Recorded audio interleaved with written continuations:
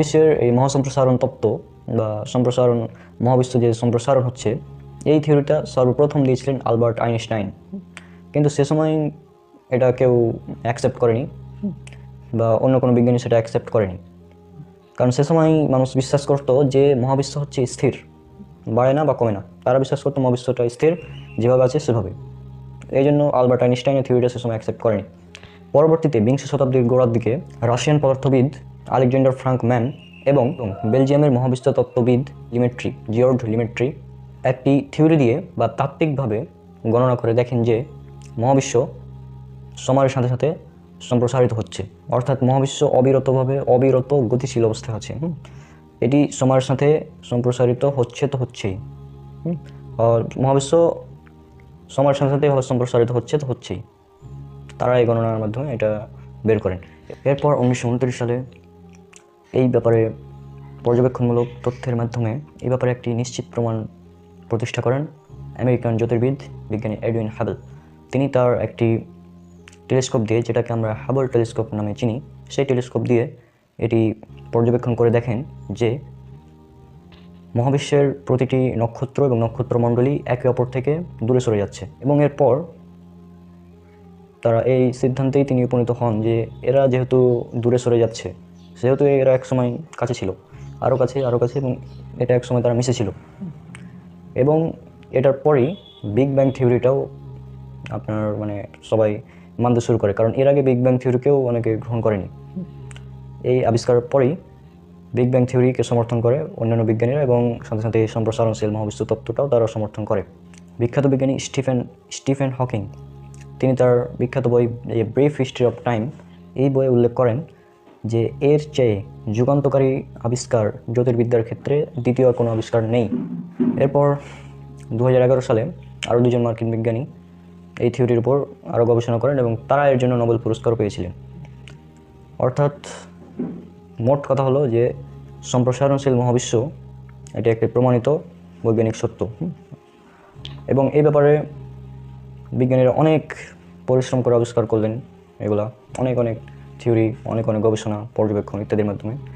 কিন্তু এটা পবিত্র কোরআনে 1500 বছর আগে আল্লাহ সুবহানাহু ওয়া তাআলা উল্লেখ করে দিয়েছেন। এবার আমরা দেখি পবিত্র কোরআনে সেই তথ্যটি কোথায় উল্লেখ করা আছে। এটা উল্লেখ করা আছে সূরা জারিয়াত সূরা নম্বর 51 আয়াত নম্বর 47। এই আয়াতে আল্লাহ সুবহানাহু ওয়া তাআলা বলছেন, والسماء بنيناها بأيد وإنا لموسعون। আমি নিজ ক্ষমতা বলে মহাবিশ্ব সৃষ্টি করেছি এবং আমি এর সম্প্রসারণকারী। অর্থাৎ আল্লাহ সুবহানাহু ওয়া তাআলা নিজ ক্ষমতা বলে মহাবিশ্ব সৃষ্টি করেছেন এবং তিনি এর সম্প্রসারণ করছেন। বিজ্ঞান 1929 সালের পরে আবিষ্কৃত হলো যে বিষয়টা, সেই বিষয়টা আজ থেকে 1500 বছর আগে পবিত্র কোরআনে খুব সুন্দরভাবে উল্লেখ করা আছে এই তথ্যটি, যে মহাবিশ্ব সম্প্রসারণশীল। থার্ড স্টেপ পবিত্র কোরআন থেকে দেখলাম। এরপরে আমরা ফোর্থ স্টেপ দেখব, আর আজকে ফোর্থ স্টেপ যেটা হচ্ছে বিগ ট্রান্স। এই বিগ ট্রান্সের জিনিসটা আসলে কি প্রথমে আমরা জেনে নিই, তারপর দেখছি পবিত্র কোরআন এ সম্পর্কে কী তথ্য দিচ্ছে। মহাবিশ্বের সৃষ্টি নিয়ে বিগ ব্যাং বা মহাবিস্ফোরণ থিওরিটি বিজ্ঞান মহলে বেশ বিস্ময়কর অবস্থা সৃষ্টি করেছিল, এবং এই পর্যন্ত এই বিগ ব্যাং থিওরি একটি প্রতিষ্ঠিত সত্য যা বিজ্ঞান মহলের কাছে গ্রহণযোগ্যতা পেয়েছে। আর এই বিগ ব্যাং সম্পর্কে আমরা পবিত্র কোরআনে আধুনিক বিজ্ঞান সিরিজের 5 নম্বর পর্বে আলোচনা করেছিলাম। বিগ ব্যাংয়ের পরেই যে বিষয়টা উঠে এসেছিল সেটা হচ্ছে 6টি লম্বা সময়ে মহাবিশ্বের আত্মপ্রকাশ, যেটা আমরা আলোচনা করেছি 22 নম্বর পর্বে। এবং এর পরে যে বিষয়টা উঠে এসেছিল সেটা হচ্ছে মহাসম্প্রসারণ থিওরি, অর্থাৎ মহাবিশ্বের এভাবে প্রসারিত যে হতেই আছে এই থিওরিটা উঠে এসেছিল। সাম্প্রতিক বৈজ্ঞানিক তথ্য বিশ্লেষণ করার পরে বিজ্ঞানীরা বিগ ট্রান্স সম্পর্কে বলেছেন, এবং তারা যেটা বলেছেন সেটা হচ্ছে এইরকম যে মহাজাগতিক গড় ঘনত্ব যদি সংকট ঘনত্বের চেয়ে বেশি হয় তাহলে মহাকর্ষ বল ব্যাপক পরিমাণে বৃদ্ধি পাবে, এবং এই মহাকর্ষ বলটা এতটাই শক্তিশালী হবে যে গ্রহ নক্ষত্রগুলো একে অপরকে আকর্ষণ করবে। অর্থাৎ মহাবিশ্বে যে প্রসারণ হচ্ছে, এই প্রসারণ হতে হতে একসময় এর আকর্ষণ বলে একদম কাছে চলে আসবে, অর্থাৎ একদম তারা সংকুচিত হতে শুরু করবে, অর্থাৎ মহাবিশ্বের প্রসারণ থেমে গিয়ে সংকোচন হওয়া শুরু করবে। এটাই বিজ্ঞানীরা বলছেন। আমেরিকান বিজ্ঞানী ফ্রিম্যান তিনি দেখিয়েছেন যে বিগ ট্রান্স শুরু হওয়ার 1 বিলিয়ন বছর পূর্বেই এই গ্যালাক্সির মধ্যে যে ফাঁকা স্পেসগুলো আছে এগুলা কমতে থাকবে, সংকুচিত হতে শুরু করবে।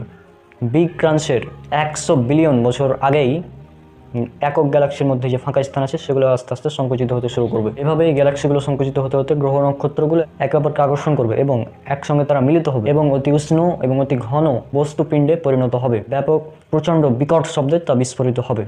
আর এই অবস্থাটাকেই বলা হচ্ছে বিগ ক্রাঞ্চ বা মহাসংকোচন থিওরি। তো আমরা এতক্ষণ ধরে আলোচনা করলাম, অনেকে হয়তো বিষয়টা বুঝবেন না, যারা বিজ্ঞান সম্পর্কে কম বুঝেন তারা এই বিষয়টা ভালো মতো বুঝতে পারবেন না। তো আমি জাস্ট সংক্ষেপে একটু বলে নিচ্ছি, তারপরে দেখাচ্ছি। সেটা হচ্ছে যে মহাবিশ্ব এভাবে প্রসারিত হচ্ছে, এবার প্রসারিত হতে হতে একসময় প্রসারণটা থেমে যাবে, থেমে গিয়ে হঠাৎ করে মানে এভাবে আস্তে আস্তে তারা আকর্ষণ করবে এবং একসাথে গুটিয়ে আবার একটা ছোট্ট বস্তুপিণ্ডে পরিণত হবে। আর এই বিষয়টাকেই বলা হচ্ছে বিগ ক্রাঞ্চ বা মহাসংকোচন থিওরি। এবার আমরা দেখব পবিত্র কোরআন এই সম্পর্কে কী তথ্য দিচ্ছে। এই সম্পর্কে উল্লেখ করা আছে পবিত্র কোরআনে সূরা আল আম্বিয়া সূরা নম্বর 21 আয়াত নম্বর 104। এই আয়াতে উল্লেখ করা হয়েছে, আল্লাহ সুবহানাহু ওয়া তাআলা বলছেন, সেদিন আমি আসমান সমূহকে গুটিয়ে নিব যেভাবে গুটিয়ে রাখা হয় লিখিত দলিলপত্র। যেভাবে আমি প্রথম সৃষ্টির সূচনা করেছিলাম সেভাবে আমি সৃষ্টি করব, সেভাবে আমি পুনরায় সৃষ্টি করব। ওয়াদা পালন করা আমার কর্তব্য, আমি ওয়াদা পালন করবই। তাহলে দেখুন আল্লাহ সুবহানাহু ওয়া তাআলা এখানে বলছেন যে আমি আসমান সমূহকে গুটিয়ে নিব যেভাবে গোটানো হয় লিখিত দলিলপত্রাদি। বিষয়টা অনেকটা এরকম। এটা ধরেন মহাবিশ্ব, এটা মহাবিশ্ব। তো আল্লাহ সুবহানাহু ওয়া তাআলা বলছেন এই আসমান সমূহকে আমি গুটিয়ে নিব যেভাবে গোটানো হয়, যে আমরা লিখিত দলিলপত্র গোটাই না এভাবে, ঠিক এভাবে এভাবে। তো আল্লাহ সুবহানাহু ওয়া তাআলা বিষয়টা এভাবেই বোঝাতে চেয়েছেন যে আমি আসমান সমূহকে গুটিয়ে নেব যেভাবে গোটানো হয় লিখিত দলিলপত্র দিই। আল্লাহ সুবহানাহু ওয়া তাআলা বলছেন আসমান সমূহ গুটিয়ে নেব, বিজ্ঞানীরা বলছেন মহাবিশ্ব সংকুচিত হয়ে যাবে। বিষয়টা একদম হুবহু সেম। আর বিজ্ঞানীরা এটা অনেক গবেষণার পরে আবিষ্কার করেছেন এই কিছুদিন আগে, কয়েক বছর আগে। আল্লাহ সুবহানাহু ওয়া তাআলা পবিত্র কোরআনে এটা বলেছেন আজ থেকে প্রায় ১৫০০ বছর আগে। পবিত্র কোরআনের কোনো তথ্য বিজ্ঞানের প্রতিষ্ঠিত সত্যের বিরুদ্ধে যাবে না। পবিত্র কোরআনের তথ্য বিজ্ঞানের যেগুলো থিওরি, যেগুলো এখনও সত্য নয়, সেগুলোর বিরুদ্ধে যাবে, তবে যেতে পারে। তবে যেটা একদম প্রতিষ্ঠিত সত্য সেটার বিরুদ্ধে পবিত্র কোরআন কখনোই যাবে না। সেক্ষেত্রে পবিত্র কোরআন এবং বিজ্ঞান একদম সেম। পবিত্র কোরআন থেকে একটি অলৌকিক গাণিতিক হিসাব আপনাদের সামনে দেখাবো। সেটা হচ্ছে সূরা কাহাফ এর 25 নম্বর আয়াতে, অর্থাৎ সূরা কাহাফ 18 নম্বর সূরার 25 নম্বর আয়াত। সেখানে আল্লাহ তাআলা বলছেন তারা তাদের গড়ে ছিল 300 বছর আরও 9 বছর। একবার চিন্তা করেন, আল্লাহ এখানে কিন্তু সরাসরি বলেনি তারা 309 বছর ছিল, আল্লাহ বলেছেন তারা ছিল 300 বছর 9 বছর, অর্থাৎ এখানে 300 এবং 309। এখন আমরা জানি সৌর বছরে 1 সৌর বছর সমান 365.2422 দিন, আবার 1 চন্দ্র বছর সমান 354.604 দিন। তো আমরা এটা সবাই জানি যে চন্দ্র বছর এবং সৌর বছরের একটা ডিফারেন্স থাকে।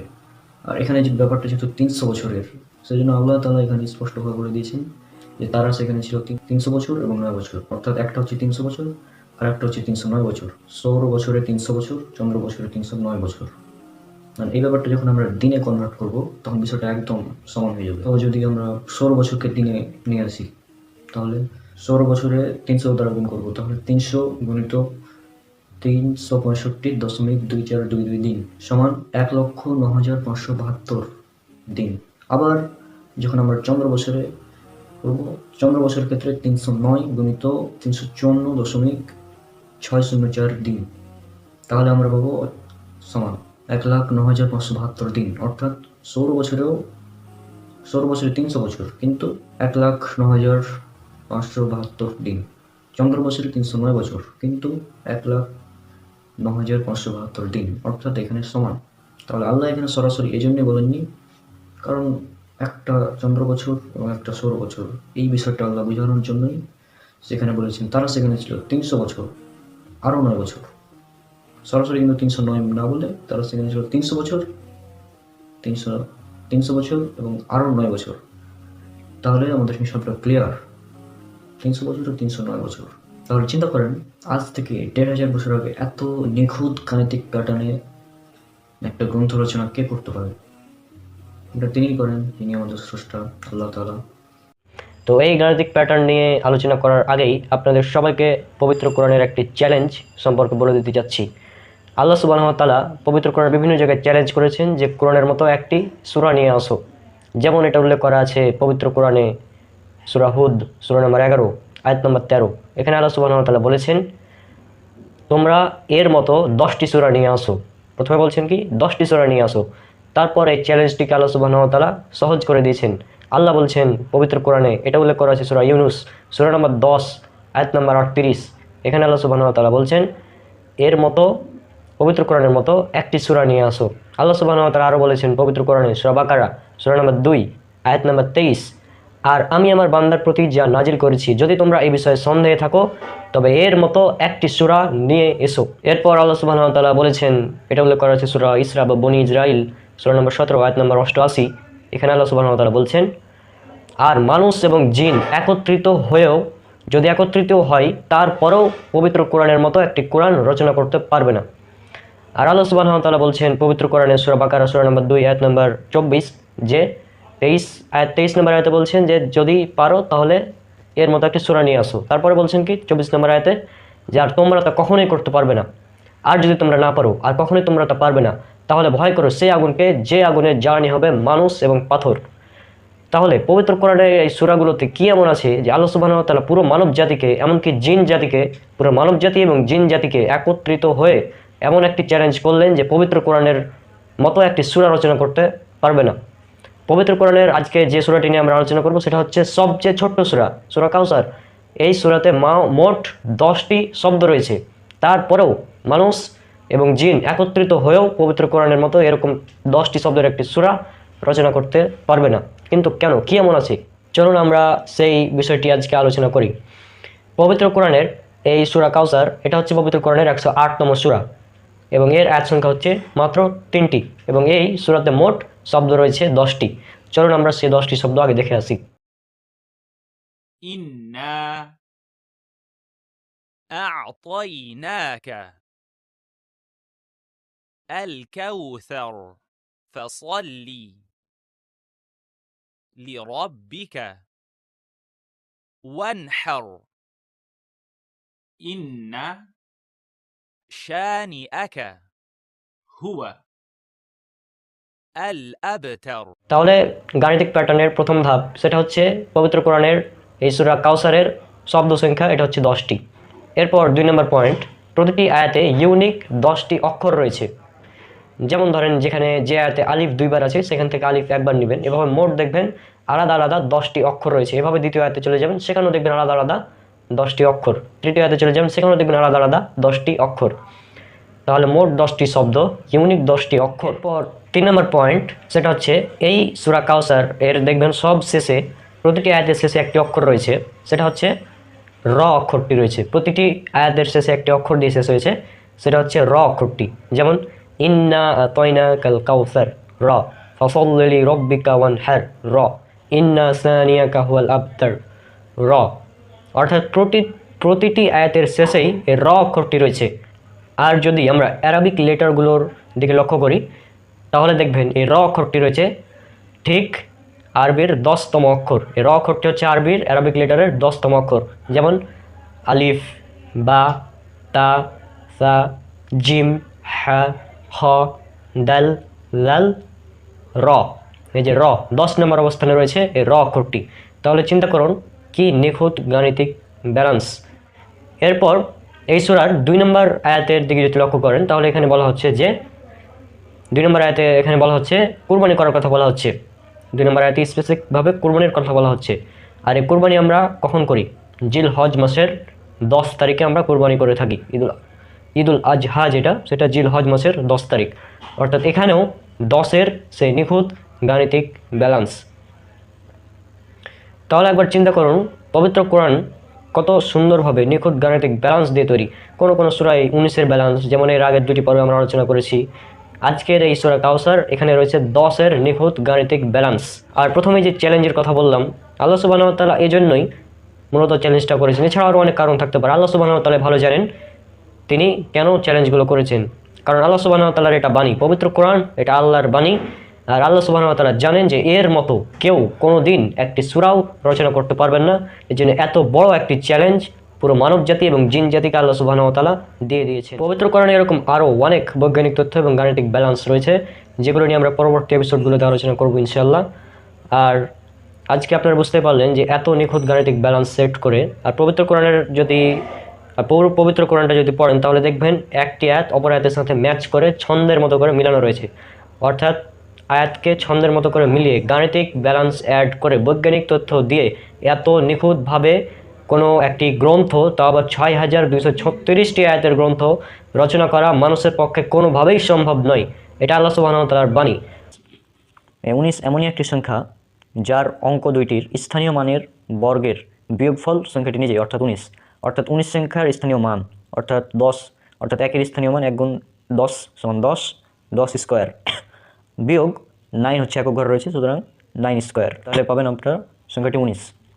অর্থাৎ অঙ্ক দুটির স্থানীয় মানের বর্গের বিয়োগফল সংখ্যাটি নিজেই। এটা কিন্তু অন্যান্য মৌলিক সংখ্যার ক্ষেত্রে হবে না, শুধুমাত্র 19-এর ক্ষেত্রেই হবে। আর এই 1400 কোরআন নাজিল হওয়ার 1400 বছর পরে হঠাৎই মানুষের নজর পড়লো সূরা মুদাসসির, সূরা নম্বর 74 আয়াত 30 এবং 31-এ, এবং তারপর থেকেই মানুষ আবিষ্কার করা শুরু করলো যে পবিত্র কোরআনে কি 19-এর সামঞ্জস্যতা রয়েছে, কেনই বা আল্লাহ 19কে বেছে নিলেন, 19 সংখ্যাটিকে। এটা নিয়ে বিস্তর গবেষণা হয়েছে। আর চলুন আমরা আগে দেখিনি এই সূরা মুদাসসির সূরা নম্বর 74 আয়াত 30 এবং 31-এ এই 19 সম্পর্কে আল্লাহ কী বলেছেন। তার উপর রয়েছে 19 জন প্রহরী, আর আমি ফেরেশতাদেরকেই জাহান্নামের তত্ত্বাবধায়ক বানিয়েছি, আর কাফিরদের জন্য পরীক্ষাস্বরূপ আমি তাদের সংখ্যা নির্ধারণ করেছি, যাতে কিতাবপ্রাপ্তরা দৃঢ়ভাবে বিশ্বাস করে আর মুমিনদের ঈমান বেড়ে যায়, এবং কিতাবপ্রাপ্তরা ও মুমিনরা সন্দেহ পোষণ না করে। আর যেন যাদের অন্তরের রোগ আছে তারা এবং অবশিষ্টরা বলে, এরূপ উপমা দ্বারা আল্লাহ কী ইচ্ছা করেছেন। এভাবেই আল্লাহ যাকে ইচ্ছা পথভ্রষ্ট করেন আর যাকে ইচ্ছা সঠিক পথে পরিচালিত করেন, আর তোমার রবের বাহিনী সম্পর্কে তিনি ছাড়া কেউ জানেন না, আর এ হচ্ছে মানুষের জন্য উপদেশ মাত্র। তাহলে বুঝতে পারছেন যে আল্লাহ সুবহানাহু ওয়া তাআলা কেন এই জাহান্নামের প্রহরী বা ফেরেশতার সংখ্যা 19 নির্ধারণ করেছেন। এই 19 সংখ্যাটি হচ্ছে কাফিরদের জন্য পরীক্ষাস্বরূপ, এবং এটা নিয়ে গবেষণা করার পর যেন মুমিনদের ঈমান বৃদ্ধি পায়, সেজন্য আল্লাহ সুবহানাহু ওয়া তাআলা এখানে 19 সংখ্যাটিকে নির্ধারণ করেছেন। আমরা জানি সর্বপ্রথম কোরআনের যে আয়াত অবতীর্ণ হয় সেটা হচ্ছে সূরা আলাক 96 নম্বর সূরার 1 থেকে 5 নম্বর আয়াত। আর এরপরে অনেক গবেষণার মতে এরপরে নাজিল হয় সূরা কলম, তারপরে নাজিল হয় সূরা মুজাম্মিল, তারপরে নাজিল হয় সূরা মুদাসসির, এবং তারপরে সূরা মুদাসসিরের পরপরই নাজিল হয় সূরা ফাতিহা। আর এই সূরা ফাতিহাকে পবিত্র কোরআনের 1 নম্বর অর্থাৎ প্রথম সূরাতে স্থান দেওয়া হয়েছে। অর্থাৎ পবিত্র কোরআনের প্রথম সূরা এটা হচ্ছে সূরা ফাতিহা, এর প্রথম সূরার প্রথম আয়াত, অর্থাৎ যেটা বিসমিল্লাহির রহমানির রহিম, এই প্রথম আয়াতে রয়েছে 19টি অক্ষর, অর্থাৎ আল্লাহ সুবহানাহু ওয়া তাআলা 19 দিয়েই শুরু করেছেন পবিত্র কোরআন। তাহলে দেখলাম পবিত্র কোরআনে প্রথম সূরা নম্বর 1 আয়াত নম্বর 1 এখানেই রয়েছে 19টি অক্ষর। এবার দেখুন আমরা একে একে মিরাকেলগুলো আস্তে আস্তে দেখতে থাকি, গাণিতিক প্রকৌশলগুলো। প্রথম 1 নম্বর সেটা হচ্ছে, যদি আমরা এই পবিত্র কোরআনের সূরা ফাতিহা অর্থাৎ সূরা নাম্বার এবং এরপরে আয়াত সংখ্যা অর্থাৎ সূরা নাম্বার 1 এরপর আয়াত সংখ্যা 1 2 3 4 5 6 7 এভাবে যদি বসাই তাহলে পুরো যে সংখ্যাটা পাওয়া যাবে অর্থাৎ 1 1 2 3 4 5 6 7, তাহলে এই পুরো সংখ্যাটা 19 দ্বারা ডিভাইডেড উইথ নো রিমাইন্ডার, অর্থাৎ কোনো ভাগশেষ থাকবে না। এবার 2 নম্বর পরীক্ষা যদি আমরা সূরা সংখ্যার পর আয়াতের অক্ষর সংখ্যাগুলো বসাই, অর্থাৎ সূরা নম্বর 1 এরপর অক্ষর সংখ্যা 19 17 12 11 19 18 43 এভাবে যদি আমরা বসাই, যে সংখ্যাটা আপনার স্ক্রিনে দেখতে পাচ্ছেন এই সংখ্যাটা যদি আমরা বসাই এবং এভাবে যদি আমরা সাজাই সংখ্যাটিকে, এবং এটা যদি আমরা 19 দ্বারা ভাগ করি তাহলে এটাও 19 দ্বারা পরিপূর্ণভাবে ডিভাইডেড উইথ নো রিমাইন্ডার, অর্থাৎ 19 দ্বারা বিভাজ্য হবে, কোনো ভাগশেষ থাকবে না। এবার 3 নম্বর পরীক্ষা যদি আমরা সূরা সংখ্যা এরপর অক্ষর সংখ্যা এবং এদের মোট গাণিতিক মানটা কি আপনার স্ক্রিনে দেখতে পাচ্ছেন যে আরবির 29টি হরফ এবং নিচে দেওয়া আছে প্রতিটির গাণিতিক মান। তো এই হিসাবে যদি আমরা গাণিতিক মান অর্থাৎ সূরা সংখ্যা এরপর আয়াত সংখ্যা এরপর এদের গাণিতিক মান এগুলো যদি বসাই তাহলে বিশাল বড় সংখ্যা পাবো। এই বড় সংখ্যাটিকে যদি আমরা 19 দ্বারা ভাগ করি তাহলে এটি 19 দ্বারা সম্পূর্ণভাবে ডিভাইডেড উইথ নো রিমাইন্ডার। এবার যদি আমরা অক্ষর সংখ্যা এবং তাদের গাণিতিক মানের পূর্বে যদি আয়াত সংখ্যাটা বসাই তাহলে যে বিশাল সংখ্যাটি দাঁড়াবে, এবং এই বিশাল সংখ্যাটিকে যদি আমরা 19 দ্বারা ভাগ করি তাহলে এটা 19 দ্বারা ডিভাইডেড উইথ নো রিমাইন্ডার। 5 নম্বর পরীক্ষায় আমরা সূরা সংখ্যা এবং এরপর আয়াত সংখ্যা এরপর অক্ষর সংখ্যা এবং অক্ষর সংখ্যার গাণিতিক মান যদি এইভাবে বসাই, অর্থাৎ পুরো যে সংখ্যাটি দাঁড়াবে অর্থাৎ সূরা সংখ্যা 1 আয়াত সংখ্যা 7 অক্ষর সংখ্যা 139 এবং অক্ষরের গাণিতিক মান 10143, এই পুরো সংখ্যাটিকে যদি আমরা 19 দ্বারা ভাগ করি তাহলে সেটা 19 দ্বারা ডিভাইডেড উইথ নো রিমাইন্ডার। 6 নম্বর পরীক্ষায় যদি আমরা সূরা সংখ্যা আয়াত সংখ্যা এবং শব্দ সংখ্যা বসাই, অর্থাৎ যে সংখ্যাটি দাঁড়াবে অর্থাৎ সূরা সংখ্যা 1 আয়াত সংখ্যা 7 শব্দ সংখ্যা 29, তাহলে এই পুরো সংখ্যাটি 19 দ্বারা ডিভাইডেড উইথ নো রিমাইন্ডার। এরপর 7 নম্বর পরীক্ষায় আমরা দেখব সূরা সংখ্যা, তারপর আয়াত সংখ্যা, তারপর প্রতিটি আয়াতের শব্দ সংখ্যা, অর্থাৎ 1 7 4 4 2 3 4 3 9 এই সংখ্যাটি যদি আমরা বসাই এবং একে যদি আমরা 19 দ্বারা ভাগ করি, তাহলে এটাও 19 দ্বারা ডিভাইডেড উইথ নো রিমাইন্ডার, অর্থাৎ কোনো ভাগশেষ থাকবে না। তাহলে আমরা 7টি, অর্থাৎ যেভাবে আমরা করি, যেরকমভাবে আমরা 19-এর ব্যালেন্সটা দেখতে চাচ্ছি সেভাবে কিন্তু ব্যালেন্সটা চলে আসছে। তাহলে লক্ষ্য করুন, এই যে 19-এর ব্যালেন্স এই সূরা ফাতিহার ভিতরে মাত্র 7টি আয়াত। এই 7টি আয়াতকে রচনা করার জন্য কতটা গাণিতিক প্রকৌশল খাটানো হয়েছে আরও রয়েছে, যেটা আমরা কল্পনা করতে পারছি না বর্তমানে। আর এই কারণেই আমার মনে হয় এটা, আমি জানি না অন্য কারণে হতে পারে, এ কারণে আল্লাহ বলেছেন পবিত্র কোরআনে, উল্লেখ করা আছে সূরা বাকারা সূরা নম্বর 2 আয়াত নম্বর 23, যে আল্লাহ বলছেন এখানে, আমি আমার বান্দার উপর যা নাজিল বা অবতীর্ণ করছি, অর্থাৎ পবিত্র কোরআন, এই ব্যাপারে যদি তোমরা সন্দেহে থাকো তবে এর মতো একটি সূরা নিয়ে আসো, অর্থাৎ পবিত্র কোরআনের মতো একটি সূরা নিয়ে আসো, আর আল্লাহ ব্যতীত তোমাদের সকল সাহায্যকারীকে ডাকো যদি তোমরা সত্যবাদী হও। অর্থাৎ আল্লাহ পবিত্র কোরআন এখানে চ্যালেঞ্জ করেছেন যে যদি তোমরা এই কোরআন নিয়ে সন্দেহ করো তাহলে এর মতো একটি সূরা রচনা করে নিয়ে আসো। মানে চিন্তা করুন, এতভাবে গাণিতিক প্যাটার্ন দিয়ে, এত বৈজ্ঞানিক বিষয়গুলো ইনক্লুড করে, এভাবে এত সুন্দরভাবে এত গাণিতিক প্রকৌশলগুলো খাটিয়ে, মানে জাস্ট অ্যামেজিং, মানে অবাক করা বিষয়। মানে এটা মানুষের দ্বারা কল্পনা করাই সম্ভব না। এরকম কিতাব মানুষ রচনা করবে, এটা কল্পনা করাই অসম্ভব। আর এই কারণে আজ থেকে প্রায় 1400 বছর পার হয়ে গেল পবিত্র কোরআন নাজিল হওয়া, তারপরেও কেউ এই পবিত্র কোরআনে এর মতো একটি সূরা রচনা করতে পারেনি। এত গাণিতিক প্যাটার্ন খাটিয়ে কেউ সূরা রচনা করতে পারেনি। অনেকেই চেষ্টা করেছে কিন্তু ব্যর্থ হয়েছে। এটা একটা চ্যালেঞ্জ। পবিত্র কোরআনে এত নিখুঁত গাণিতিক ব্যালেন্স, এত সুন্দর বৈজ্ঞানিক তথ্য ইনক্লুড করে, ভবিষ্যৎবাণী করে একটি গ্রন্থ রচনা করা মানুষের পক্ষে অসম্ভব। বর্তমানে অসম্ভব, কিয়ামত পর্যন্ত অসম্ভব, আর 1400 বছর আগে তো আরোটা অনেকটাই অসম্ভব ছিল। তখন তো বিজ্ঞান এতটা উন্নতও ছিল না, এত গাণিতিক প্যাটার্ন সম্পর্কে কারো ধারণাও ছিল না। এত নিখুঁতভাবে এই গ্রন্থকে রচনা করা হয়েছে এবং আল্লাহ সুবহানাহু ওয়া তাআলার বাণী, এই পবিত্র কোরআন হচ্ছে আল্লাহর বাণী। এখন অনেকেই প্রশ্ন করবেন যে ঠিক আছে, বুঝলাম এতগুলো সংখ্যা আছে, তো এই এত সংখ্যাগুলোর মাঝে থেকে 19 সংখ্যাটিকেই নির্ধারণ করার প্রয়োজন কী ছিল আল্লাহর? অনেকে প্রশ্ন করবে এভাবে। এটা এই কারণে যে 19 সংখ্যা অন্যান্য মৌলিক সংখ্যার চাইতে 19 সংখ্যার বৈশিষ্ট্যটা সম্পূর্ণ আলাদা। প্রথমে বললাম যে 19 যে সংখ্যাটি রয়েছে এই সংখ্যার স্থানীয় মানের বর্গের, এই সংখ্যা দুটির স্থানীয় মানের বর্গের বিয়োগফল এই সংখ্যাটি নিজেই, অর্থাৎ 10 স্কোয়ার মাইনাস 9 স্কোয়ার ইকুয়াল 19, যেটা অন্য কোনো মৌলিক সংখ্যার ক্ষেত্রে হবে না। আপনি চেষ্টা করতে পারেন। পবিত্র কোরআনের যে মূল বিষয়, অর্থাৎ পবিত্র কোরআনের প্রচারের বিষয়গুলোর মধ্যে যেটা মূল, সেটা হচ্ছে আল্লাহর একত্ববাদ প্রচার। এই একত্ববাদ শব্দটির আরবি হচ্ছে ওয়াহিদ, অর্থাৎ ওয়াও আলিফ হা দাল। এটার যদি আমরা গাণিতিক মান যোগ করি তাহলে সেটা হবে 19, অর্থাৎ 6 + 1 + 8 + 4 = 19। তাহলে মূল কথা হচ্ছে যে 19 সংখ্যাটি আল্লাহর একত্ববাদ প্রচারের আরও একটি গুরুত্বপূর্ণ মাধ্যম। এই জন্য আল্লাহ পুরো পবিত্র কোরআন জুড়ে এই 19 সংখ্যার একটি গাণিতিক প্যাটার্নকে সেট করে দিয়েছেন। 19 সংখ্যার সাথে আল্লাহর একত্বের যেমন মিল রয়েছে, ঠিক তেমনই আল্লাহ শব্দটিরও মিল রয়েছে। আল্লাহ শব্দটি পবিত্র কোরআনে মোট তার জাতক সহ এসেছে 2698 বার। আর এই 2698কে যদি 19 দ্বারা ভাগ করেন, সেটা 19 দ্বারা ডিভাইডেড উইথ নো রিমাইন্ডার, কোনো ভাগশেষ থাকবে না। তাহলে বুঝতে পারছেন এই পবিত্র কোরআন কতটা গাণিতিক প্যাটার্ন, কত সুন্দর বৈজ্ঞানিক তথ্য নিয়ে রচনা করা হয়েছে, এবং এটা আল্লাহর বাণী, আল্লাহ সুবহানাহু ওয়া তাআলার পক্ষ থেকে এসেছে। কারণ কোনো মানুষের দ্বারা এটা লেখা অসম্ভব। আর আল্লাহ পবিত্র কোরআনে চ্যালেঞ্জ করেছেন অনেক জায়গায়। সূরা বাকারা সূরা নম্বর 2 আয়াত নম্বর 23 বলেছেন, যদি তোমরা, আমি আমার বান্দার উপর যা নাজিল করেছি, যদি তোমরা এই ব্যাপারে সন্দেহে থাকো তাহলে এর মতো একটি সূরা রচনা করে নিয়ে আসো, এবং আল্লাহ ব্যতীত তোমাদের সকল সাহায্যকারীকে ডাকো যদি তোমরা সত্যবাদী হও। আর এর পরের আয়াতে বলছেন, আর কখনোই তোমরা পারবে না। তাহলে ভয় করো আল্লাহ সুবহানাহু ওয়া তাআলার সেই আগুনকে, অর্থাৎ যা কাফিরদের জন্য সে রেডি করে রাখা হয়েছে। সুতরাং আজকের ভিডিওটা আমরা শুধুমাত্র সূরা ফাতিহাতে যে সমস্ত গাণিতিক ব্যালেন্স 19-এর রয়েছে সেটা নিয়ে আলোচনা করলাম, এবং এর পরবর্তী এপিসোডে ইনশাআল্লাহ পুরো পবিত্র কোরআন জুড়ে 19-এর গাণিতিক প্রকৌশল, এটা পুরোটা হয়তো বলে শেষ করা যাবে না, তাও যতটুকু সম্ভব, যেগুলো সাবলীল এবং ভালো সুন্দর এবং বোধগম্য ক্যালকুলেশন, সহজ ক্যালকুলেশন, সেগুলো নিয়ে আমরা আজকে আলোচনা করব। পবিত্র কোরআনের শুরুতে আল্লাহ শব্দটি বসেছে এমন সূরার সংখ্যা হচ্ছে মোট 42টি। আর এছাড়াও বিভিন্ন জায়গায় পবিত্র কোরআনে বিভিন্ন জায়গায় আল্লাহ শব্দটি বসেছে, যেমন কোনো সূরার 45 নম্বর আয়াতে, কোনো সূরার 48 নম্বর আয়াতে। এভাবে যদি সমস্ত আয়াত সংখ্যাগুলো যোগ করা হয় তাহলে যে হিসাব করে যেটা পাওয়া গিয়েছে যোগফল, সেটা হচ্ছে 1,18,123, যা 19 দ্বারা সম্পূর্ণরূপে ডিভাইডেড উইথ নো রিমাইন্ডার। এবার আসি পবিত্র কোরআনে নাজিল হওয়া সর্বপ্রথম 5টি আয়াত নিয়ে, অর্থাৎ সূরা আলাকের প্রথম 5টি আয়াত। সূরা আলাক এটি পবিত্র কোরআনের 96তম সূরা, অর্থাৎ শুরু থেকে যদি গণনা করেন তাহলে এই সূরাটি বসেছে 96তম অবস্থানে, এবং এটা যদি শেষ থেকে গণনা করেন তাহলে পাবেন ঠিক 19তম অবস্থানে। আর এই সূরার প্রথম 5টি আয়াতে মোট শব্দ রয়েছে ঠিক 19টি। আর এই পুরো সূরাতে, অর্থাৎ পুরো সূরা আলাকে মোট শব্দ রয়েছে 76টি, যা 19 দ্বারা বিভাজ্য। আর এই সূরাতে, সূরা আলাকে মোট আয়াত সংখ্যা রয়েছে ঠিক 19টি। মানে জাস্ট একবার 19-এর ব্যালেন্সটা চিন্তা করেন। পবিত্র কোরআনের শুরু থেকেই 19-এর ব্যালেন্স এটা খাটানো হয়েছে। এবার আসি পবিত্র কোরআনের সর্বশেষ নাজিলকৃত আয়াত সম্পর্কে। পবিত্র কোরআনের সর্বশেষ যে আয়াত নাজিল করা হয়, সর্বশেষ নাজিলকৃত সূরা, সেটা হচ্ছে সূরা নাসর, যা পবিত্র কোরআনের ঠিক 110তম অবস্থানে রয়েছে।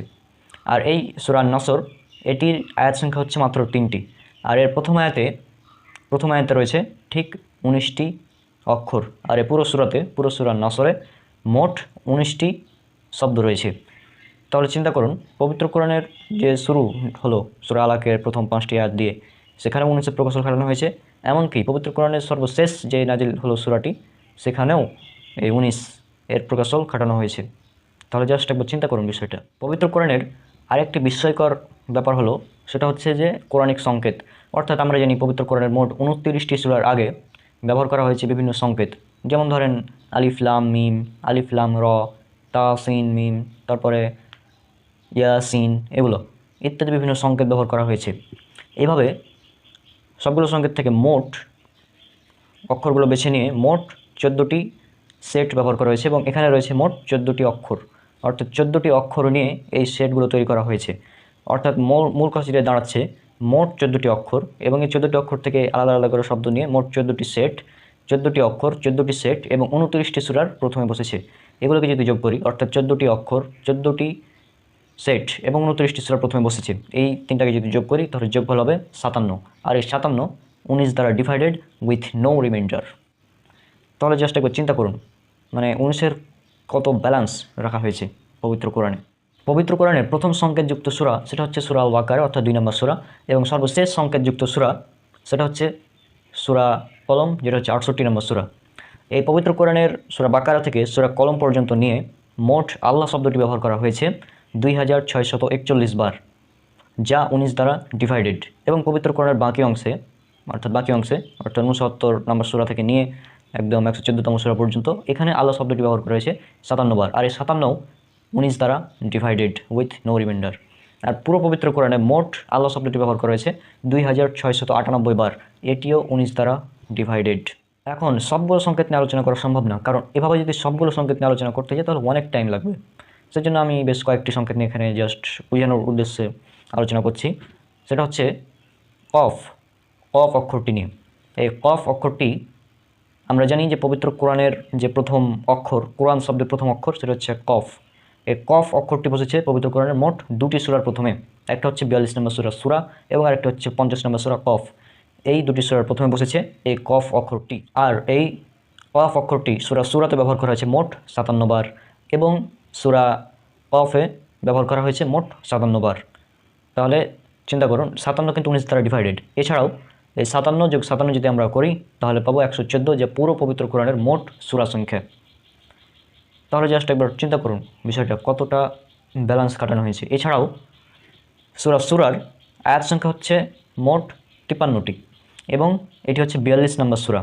তাহলে সূরা নাম্বার যোগ আয়াত সংখ্যা, অর্থাৎ 42 যোগ 53 যদি আমরা করি তাহলে আমরা পাবো 42 যোগ 53 সমান 95। আর এই 95 19 দ্বারা ডিভাইডেড উইথ নো রিমাইন্ডার। আর সূরা কফ, এখানে রয়েছে মোট 45টি আয়াত, এবং এই সূরা কফ এটা হচ্ছে 50তম সূরা। তাহলে 45 যোগ 50 সমান 95, অর্থাৎ 95, এটি 19 দ্বারা ডিভাইডেড উইথ নো রিমাইন্ডার। পবিত্র কোরআনের 19তম আয়াতগুলো নিয়ে হিসাব করে জানা গিয়েছে যে কফ অক্ষরটি এসেছে মোট 76 বার, আর এই 76 19 দ্বারা ডিভাইডেড উইথ নো রিমাইন্ডার। এবার আসি সূরা ইয়াসিন, অর্থাৎ 36 নম্বর সূরা ইয়াসিন সম্পর্কে। এই সূরা ইয়াসিনে ইয়া অক্ষরটি ব্যবহার করা হয়েছে মোট 237 বার, এবং সিন অক্ষরটি ব্যবহার করা হয়েছে 48 বার। তাহলে এই দুটোকে যদি আমরা যোগ করি তাহলে যোগফল হবে 285 বার। তাহলে ইয়াসিন এই শব্দটি মোট ব্যবহার করা হয়েছে, ইয়া এবং সিন আলাদা আলাদাভাবে অক্ষর ব্যবহার করা হয়েছে 285 বার, আর এই 285 19 দ্বারা ডিভাইডেড উইথ নো রিমাইন্ডার। গাণিতিক বিষয়ের আরেকটি বিস্ময়কর সূরা, সেটা হচ্ছে সূরা মরিয়ম। আর এই সূরা মরিয়ম পবিত্র কোরআনের ঠিক 19তম সূরা, অর্থাৎ 19তম সূরাতে অবস্থান করছে। এই সূরাতে সর্বপ্রথমে সংকেত হিসেবে মোট 5টি অক্ষর ব্যবহার করা হয়েছে, সেটা হচ্ছে কাফ হা ইয়া আইন সদ। আর এই 5টি অক্ষর এই পুরো সূরাতে মোট 798 বার ব্যবহার করা হয়েছে। আর এই 798 19 দ্বারা ডিভাইডেড উইথ নো রিমাইন্ডার। তাহলে জাস্ট একবার চিন্তা করুন যে কতটা ব্যালেন্স রাখা হয়েছে পুরো পবিত্র কোরআন জুড়ে। প্রফেসর সিজার আদিব মাজুলের গবেষণা মতে এরকম বহু সংখ্যার 19-এর ক্যালকুলেশন রয়েছে। আমাদের দৈনন্দিন জীবনে এই 19 সংখ্যার অনেক ব্যবহার রয়েছে। যেমন আমাদের দৈনন্দিন জীবনে ব্যবহৃত একটি শব্দ হচ্ছে দিবস। এই দিবস শব্দের আরবি শব্দ হচ্ছে ইয়ম। আর এই ইয়ম বা দিবস এই শব্দটি পুরো পবিত্র কোরআনে ব্যবহার করা হয়েছে মোট 365 বার। আর আমরা জানি পৃথিবী সূর্যকে প্রদক্ষিণ করে এক বছরে, অর্থাৎ 365 দিনে। আর এই পৃথিবীর নিজ অক্ষের চারিদিকে 365 বার ঘুরে এক বছরে, যে কারণে আমাদের দিন হয় 365টি, অর্থাৎ 365 দিন হয়। আর পবিত্র কোরআনে দিবস শব্দটি ব্যবহার করা হয়েছে এক বচনে 365 বার এবং বহু বচন ব্যবহার করা হয়েছে মোট 30 বার। আর এই 30 হচ্ছে আমাদের মাসের হিসাব। এখন অনেকে বলবেন যে আর ভাই কোনো মাস তো 31ও হয়, কোনো মাস 29ও হয়। হ্যাঁ, এটারও খুব সুন্দর সমাধান আল্লাহ সুবহানাহু ওয়া তাআলা পবিত্র কোরআনে দিয়ে রেখেছেন। আমরা জানি চন্দ্র মাসের হিসাব করা হয় 29 দিন এবং 30 দিন, এবং সৌর মাস এগুলো হচ্ছে 30 দিন এবং 31 দিন। আর আপনি যদি এই 29, 30 এবং 30 এবং 31কে নিয়ে গড় করেন তাহলে সেটা 30ই হবে। সুতরাং এই 30 এটাই হচ্ছে মেন কথা, যে 30 শব্দটি ব্যবহার করা হয়েছে বহু বচনে, 30 বার ব্যবহার করা হয়েছে বহু বচনে ইয়ম বা দিবস শব্দটি। আর দিবস শব্দটি অন্যান্য জাতক শব্দ নিয়ে মোট পবিত্র কোরআন ব্যবহার করা হয়েছে 475 বার। আর এই 475 এটার 19 দ্বারা ডিভাইডেড উইথ নো রিমাইন্ডার। এভাবে পুরো পবিত্র কোরআনে 19-এর অনেক ক্যালকুলেশন রয়েছে, যা বলে হয়তো শেষ করা সম্ভব না। আরও গবেষণা করলে আরও পাওয়া যাবে, পুরো একটা লেকচার দেওয়া যাবে এর উপরে, প্রায় 1 ঘন্টার উপরে, শুধুমাত্র 19-এর ক্যালকুলেশন নিয়ে পবিত্র কোরআনে। অলরেডি তো আমি 2টা ভিডিও বানালাম, তবে আরও ক্যালকুলেশন করা সম্ভব তবে সেই ক্যালকুলেশনগুলো অনেক কঠিন হবে, সেজন্য আমি এখানে উল্লেখ করছি না।